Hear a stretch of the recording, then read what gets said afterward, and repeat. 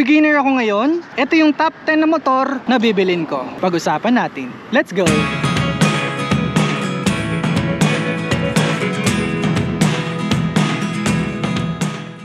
So, meron akong nilista dito na top 10 na motor na pwede kong i-recommend sa mga beginner at sa mga gusto mag-upgrade. Kumbaga kung ako ibabalik sa 2016, kung kailan ako first time na nagkamotor, isa sa top 10 na to yung pipiliin ko, no? So, simulan na natin. O nga pala, itong listahan natin is regardless siya kung anong bilang niya sa top 10 na to. Kumbaga, nilista ko lang to out of, naisip ko siya na gusto ko siya ngayon dahil may knowledge na ako, may idea na ako sa mga brand ng motor, sa kung anong maganda, kung anong matibay, kung anong reliable. Pag-usapan natin tong top 10 na to. Isa sa nasa list ko is yung TMX 125 or yung 155 or yung TMX Supremo. Ang dahilan kung bakit nandito siya sa top 10 is yung pagiging reliable niya, powerful yung engine niya, marami din siyang parts, sobrang versatile din niya, customizable din siya, fuel efficient, ginagawa siyang pang tricycle kasi ganun nga siya katibay at ka-reliable. So tamang tama na kabilang siya dito sa top 10. So isa pa sa nasa listahan ko is yung Kawasaki Barako, Kawasaki Bajaj, no? Yung 175 o yung Barako. So ganun din to, katulad ng TMX, ginagawang tricycle, reliable, fuel efficient, malakas ang makina. So marami rin siyang parts. Actually yung parts ni TMX pwede silang mag-interchange, kumbaga. Number 3 is yung Mio Sporty. No, si Mio Sporty sobrang maporma siya. Marami rin siyang parts na available. So sobrang common ni Mio Sporty. Marami na motor shop na available yung mga parts niya. So mura din yung mga parts niya. Pasok siya sa style kahit sa modern era no, ngayon 2024. So susunod naman natin sa listahan is yung Honda Beat. So katulad din siya ni Mio Sporty na affordable, durable, stylish, no, fuel efficient, and maraming parts available. So si Honda Beat, isa sa mga nasa top 10 ko talaga to ever since, and kung may pagkakataon, isa to sa mga bibili natin. Number 5 naman, no, feeling ko pag nagkaroon ako ng top 5, etong number 5 ko is pasok talaga siya sa top 5. So si Honda Click 125. Etong motor na to na Honda Click 125, isa siya sa mga pinakaunang nag-modernize no na motor. Pinakaunang tumaas yung technology na nag-advance yung technology. FI, combi brake system, no, marami pang ibang technology na nauna si Honda Click.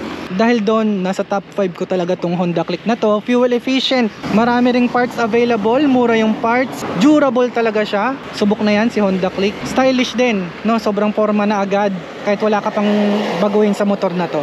So yan, nasa top 5 ko yan si Honda Click. Susunod sa listahan ay si Honda Wave, no, si Honda Wave. Si Honda Wave naman is sobrang reliable niya, sobrang fuel efficient, sobrang durable. So legend na yan, legend na si Honda Wave. And then sobrang dami rin ng parts niya, sobrang madali gamitin. Semi-automatic siya, so hindi ka na mangangaba sa clutch, hindi ka mapapagod sa clutch. Malakas din siya, no, maganda rin siyang gamitin as pang-lala move kasi nga sulit na sulit yung fuel efficiency niya. So next natin si Suzuki Smash. So para siyang si Honda Wave, no, magkalaban sila ni Honda Wave, and same sila para sa akin. Reliable, mura lang siya, mura yung parts, fuel efficient, no, kaya nasa top 10 ko rin siya. Number 8 naman si Suzuki Raider. Si Raider ay sikat na sikat talaga ngayon sa pagiging formado niya, malakas, no, yung speed niya talagang hindi matatawaran. Versatile din siya, agile kasi kumbaga manipis kasi itong motor na to so mabilis mo siyang masisingit, flexible, and marami rin siyang parts kasi dumami na yung users niya. Tropa natin si Kapwa, ayan, isa sa mga kilalang naka-Raider. Yun, affordable yung mga parts, so wag ka lang siguro masyadong magkakarga, doon ka na magagastosan kasi kadalasan sa mga motor na to is ginagawang tie look, diba, pinang show. The stock motorcycle as is kumbaga kung yun lang talagang nasa top 10 siya, karapat dapat siyang nasa top 10. Susunod natin pang siyam is si Yamaha Sniper 155 or 150. Para sa akin, isa to sa mga lumalaban sa Raider. Ganun din siya, no, affordable na rin yung parts niya kasi marami na rin gumagamit. Reliable din siya, no, malakas, sporty, and then hindi siya ganun kanipis katulad ni Raider. Kumbaga hindi ka masyadong mangangamba kung lilipadin ka ba ng hangin, mabilis kang mapipitik, no. Agile din siya. Isa to sa mga mare-recommend ko. So number 10 ko naman, yung dati kong motor, si MIUI 125.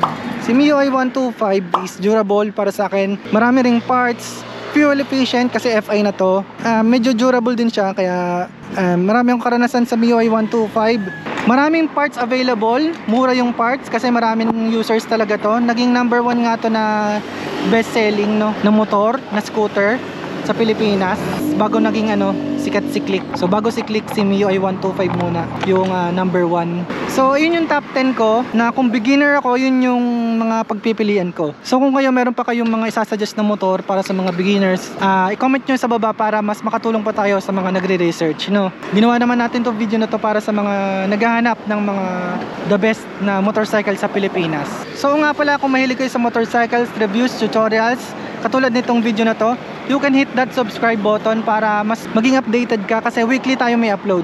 And then kung may natutunan ka naman sa video na to, kung nagustuhan mo, you can hit that like button para mas marami pang maabot. Ito yung pinag-usapan natin, itong mga idea na nasa listahan natin. Again, this has been JZ.